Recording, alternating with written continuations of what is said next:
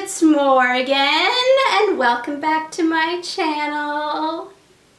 Today, I'm going to be talking about episode 10 of season 6 of Riverdale, chapter 105, Folk Heroes.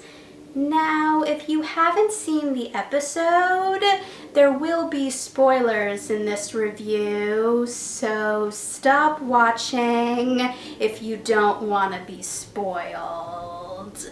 So, here's my review of episode 10 of season 6 of Riverdale, chapter 105, Folk Heroes. When Percival asked Veronica if he could stay at one of her suites, I was proud of her for turning him down at first, but then she agreed. And Percival also offered to sing at the Babylonium. Also, since Percival tried to put Tabitha and Veronica against each other, I was hoping they would be smart enough not to fall for it. But they fell for it.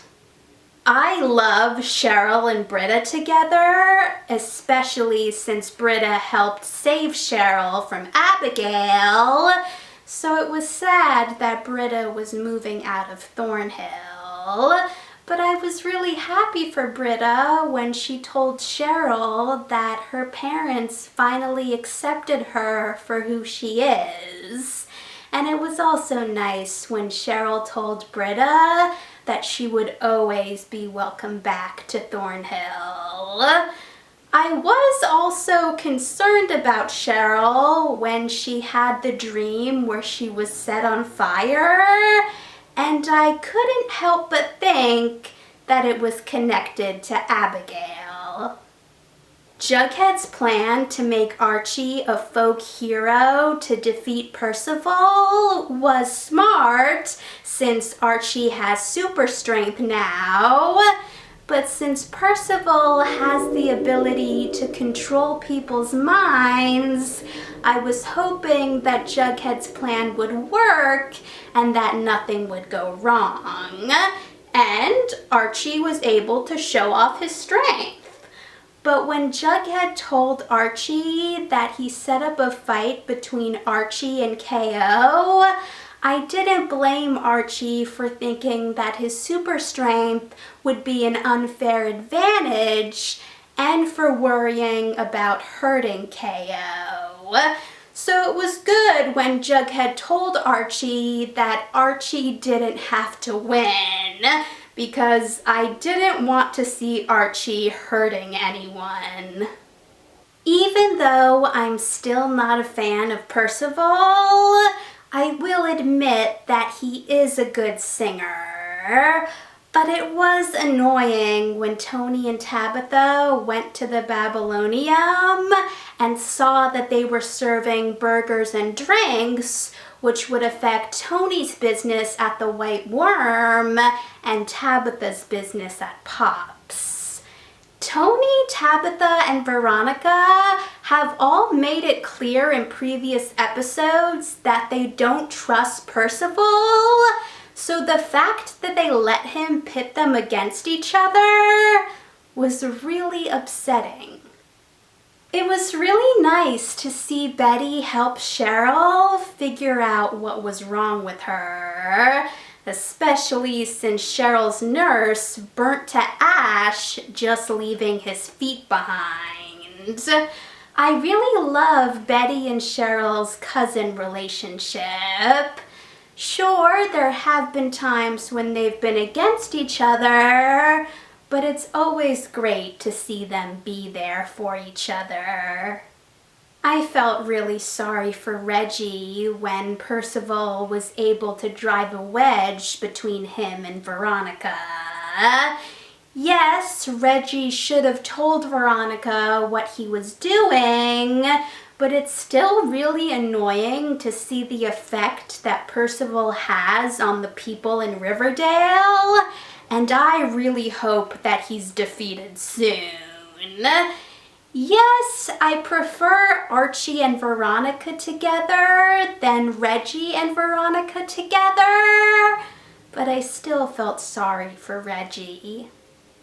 When Percival made Archie pick up a box cutter and cut himself with it, I knew that Archie wouldn't bleed because of his super strength, but it was still really concerning that Percival was able to control him. But I did like when Percival tried again and Archie said that he tried and failed. It's nice to see Percival fail at something.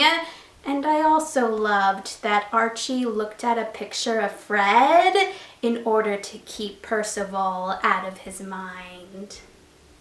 I was really proud of Veronica when she turned Percival down after he offered to firebomb the White Worm and Pops. Yes, Veronica might have been upset that the White Worm and Pops was getting better business than the Babylonium, but she wasn't going to go that far. I also really liked that Pop confronted Tabitha and Fangs confronted Tony about what they were doing. They were going pretty far. When Percival met KO, I was worried to see what he was going to make him do, so it was horrible that Percival made KO walk into traffic. And it was good that KO survived, but since KO couldn't fight, Percival ended up fighting Archie instead. And even though Archie has super strength, I was still worried that Percival was going to win. And Percival won. And because of the deal he made with Archie, he was able to put up the statue of his ancestor in Riverdale. I was also wondering how Percival was able to hurt Archie, and he did it by controlling Betty and made Betty tell him about the Palladium and then made her forget she told him. When Betty was told that Cheryl could be causing the fire in herself, it made me think that Cheryl really is a witch, which makes sense since she is related to Abigail. And now I want even more for her to meet the characters from Chilling Adventures of Sabrina. I think they'll be able to help her. I also really liked that Betty put a picture of Penelope in the fireplace so that Cheryl could let the fire out. I was glad to see Veronica, Tony, and Tabitha join their businesses together. It was great to see them realize that they could come together and that they didn't have to fight. And I was also glad that Percival failed at trying to pit them together, because I did not like watching that.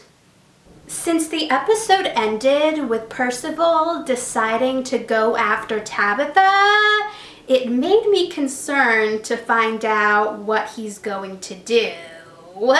And since in the promo for the next episode, Tabitha's shot, but it causes her to get the ability to time travel, I'm excited to see what happens next. And I know that Percival's controlling them, but it was really annoying to see Uncle Frank and Sheriff Keller standing behind him. I can't wait until Percival's defeated. Thanks for watching, guys! If you saw the episode, let me know in the comments what you thought about it. And if you want to see any of my previous Riverdale reviews, check out the playlist. And if you want to see any of my future Riverdale reviews or any of my other future videos, hit that subscribe button, and I'll see you in the next video. Bye.